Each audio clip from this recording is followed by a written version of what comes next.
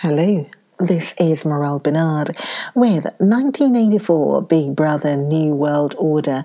Yes, the continuation of the story of 1984 Big Brother New World Order.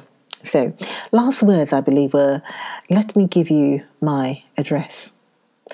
They were standing in front of a telescreen, somewhat absent-mindedly. O'Brien felt two of his pockets and then produced a small leather-covered notebook and a gold ink pencil. Immediately beneath the telescreen, in such a position that anyone who was watching at the other end of the instrument could read what he was writing, he scribbled in an address, tore out the page and handed it to Winston. "I'm usually at home in the evenings," he said. "If not, my servant will give you the dictionary." He was gone, leaving Winston holding the scrap of paper, which this time there was no need to conceal. Nevertheless, he carefully memorized what was written on it, and some hours later dropped it into the memory hole, along with a mass of other papers.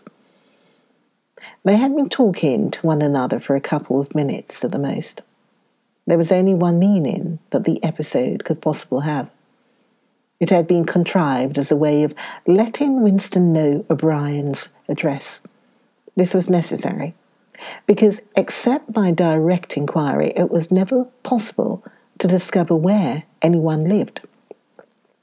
There were no directories of any kind. "If you ever want to see me, this is where I can be found," was what O'Brien had been saying to him. Perhaps there would even be a message concealed somewhere in the dictionary. But at any rate, one thing was certain. The conspiracy that he had dreamed of did exist, and he had reached the outer edges of it. He knew that sooner or later he would obey O'Brien's summons. Perhaps tomorrow, perhaps after a long delay. He was not certain. What was happening was only the working out of a process that had started years ago. The first step had been secret, involuntary thought. The second had been the opening of the diary. He had moved from thoughts to words, and now from words to actions. The last step was something that would happen in the ministry of love. He had accepted it. The end was contained in the beginning, but it was frightening, or more exactly, it was like a foretaste of death, like being a little less alive. Even while he was speaking to O'Brien, when the meaning of the words had sunk in, a chilly, shuddering feeling had taken possession of his body. He had the sensation of stepping into the dampness of a grave, and it was not much better because he had always known that the grave was there and waiting for him. Winston had woken up with his eyes full of tears. Julia rolled sleepily against him, murmuring something that might have been, "What's the matter?" "I dreamt," he began, and stopped short. It was too complex to be put into words. There was the dream itself, and there was a memory connected with it that had swum into his mind in the few seconds after waking. He lay back with his eyes shut, still sodden in the atmosphere of the dream. It was a vast, luminous dream in which his whole life seemed to stretch out before him like a landscape on a summer's evening after rain. It had all occurred inside the glass paperweight, but the surface of the glass was the dome of the sky, and inside the dome everything was flooded with clear, soft light, in which one could see into interminable distances. The dream had also been comprehended by, indeed, in some sense, it had consisted in a gesture of the arm made by his mother, and made again 30 years later by the Jewish woman he had seen on the news film, trying to shelter the small boy from the bullets before the helicopter blew them both to pieces. "Do you know," he said, "that until this moment I believed I had murdered my mother?" "Why did you murder her?" said Julia, almost asleep. "I didn't murder her, not physically." In the dream, he had remembered his last glimpse of his mother, and within a few moments of waking, the cluster of small events surrounding it had all come back. It was a memory that he must have deliberately pushed out of his consciousness over many years. He was not certain of the date, but he could not have been less than 10 years old, possibly 12, when it happened. His father disappeared some time earlier. How much earlier, he could not remember. He remembered better the rackety, uneasy circumstances of the time, the periodical panics about air raids and the sheltering in tube stations, the piles of rubble everywhere, the unintelligible proclamations posted at street corners, the gangs of youths in shirts all the same colour, the enormous queues outside the bakeries, the intermittent machine gun fire in the distance, above all, the fact that there was never enough to eat.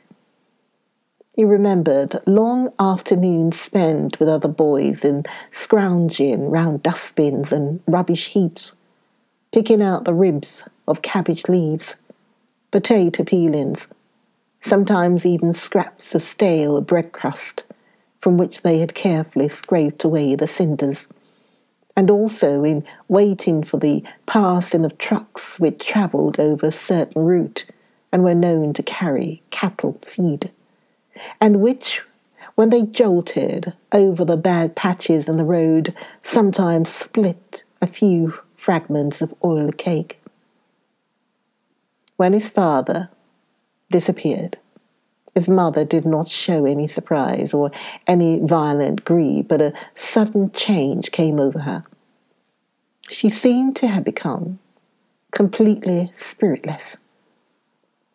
It was evident even to Winston that she was waiting for something that she knew must happen. She did everything that was needed: cooked, washed, mended, made the bed, swept the floor, dusted the mantelpiece, always very slowly, and with a curious lack of superfluous motion, like an artist's lay figure moving of its own accord. Her large, shapely body seemed to relapse naturally into stiffness. For hours at a time, she would sit, almost immobile, on the bed, nursing his young sister, a tiny, ailing, very silent child of 2 or 3, with a face made simian by thinness. Very occasionally, she would take Winston in her arms and press him against her for a long time without saying anything. He was aware, in spite of his youthfulness and selfishness, that this was somehow connected with the never-mentioned thing that was about to happen.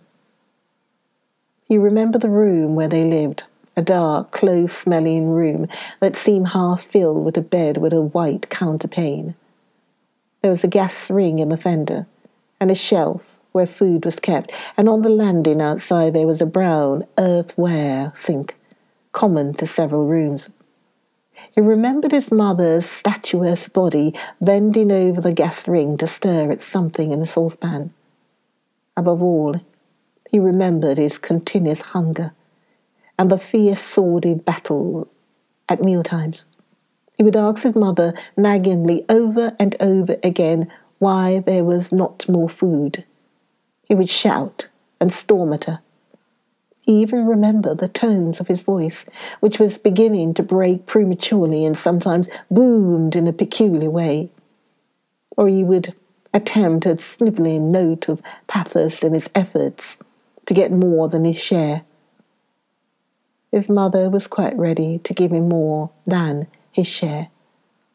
She took it for granted that he, the boy, should have the biggest portion. But however much she gave him, he invariably demanded more. At every meal, she would beseech him not to be selfish and to remember that his little sister was sick and also needed food. But it was no use. He would cry out with rage when she stopped ladling. He would try to wrench the saucepan and spoon out of her hands. He would grab bits from his sister's plate. He knew that he was starving the other two, but he could not help it. He even felt that he had a right to do it. The clamorous hunger in his belly seemed to justify him. Between meals, if his mother did not stand guard, he was constantly pilfering at the wretched store of food on the shelf. One day, a chocolate ration was issued. There had been no such issue for weeks or months past.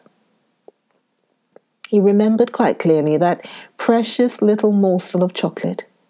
It was a 2-ounce slab. They still talked about ounces in those days, between the three of them. It was obvious that it ought to be divided into 3 equal parts.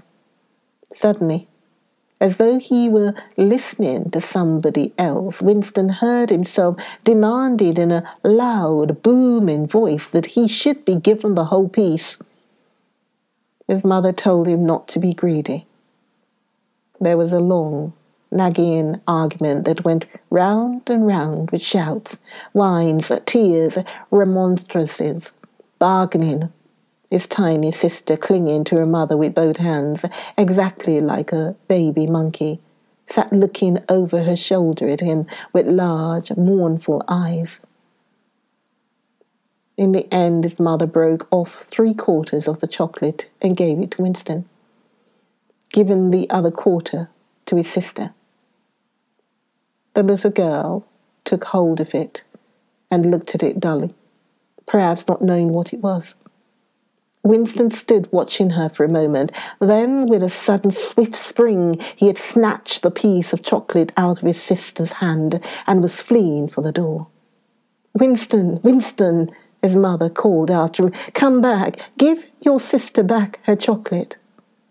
He stopped, but did not come back. His mother, anxious eyes, were fixed on his face. Even now he was thinking about the thing. He did not know what it was that was on the point of happening. His sister, conscious of having been robbed of something, had set up a feeble wail. His mother drew her arm round the child and pressed its face against her breast. Something in the gesture told him that his sister was dying. He turned and fled down the stairs with the chocolate growing sticky in his hand. He never saw his mother again. After he had devoured the chocolate, he felt somewhat ashamed of himself and hung about in the street for several hours, until hunger drove him home. When he came back, his mother had disappeared. This was already becoming normal at that time. Nothing was gone from the room except his mother and his sister. They had not taken any clothes, not even his mother's overcoat.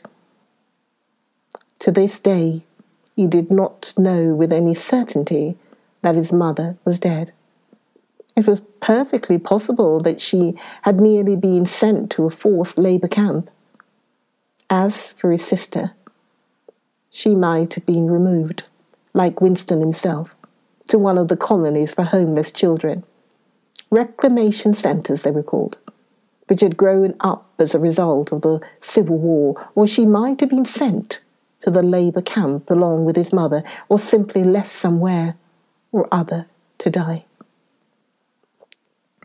The dream was still vivid in his mind, especially the enveloping, protecting gesture of the arm, in which its whole meaning seemed to be contained. His mind went back to another dream of 2 months ago, exactly as his mother had sat on the dingy, white-quilted bed with a child clinging to her. So she had sat in the sunken ship, far underneath him, and drowning deeper every minute, but still looking up at him through the darkening water. He told Julia the story of his mother's disappearance. Without opening her eyes, she rolled over and settled herself into a more comfortable position. "I expect you were a beastly little swine in those days," she said indistinctly. "All children are swine." "Yes, but the real point of the story..." From her breathing, it was evident that she was going off to sleep again.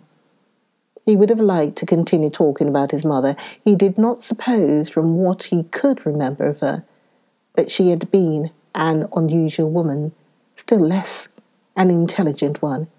And yet she had possessed a kind of nobility, a kind of purity, simply because the standards that she obeyed were private ones. Her feelings were her own, and could not be altered from outside. It would not have occurred to her that an action which is ineffectual thereby become meaningless. If you loved someone, you loved him, and when you had nothing else to give, you still gave him love. When the last of the chocolate was gone, his mother had clasped the child in her arms. It was no use. It changed nothing. It did not produce more chocolate. It did not avert the child's death or her own, but it seemed natural to her to do it. The refugee woman in the boat had also covered the little boy with her arm, which was no more use against the bullets than a sheet of paper. The terrible thing that the party had done was to persuade you that mere impulses, mere feelings, were of no account, while at the same time robbing you of all power over the material world.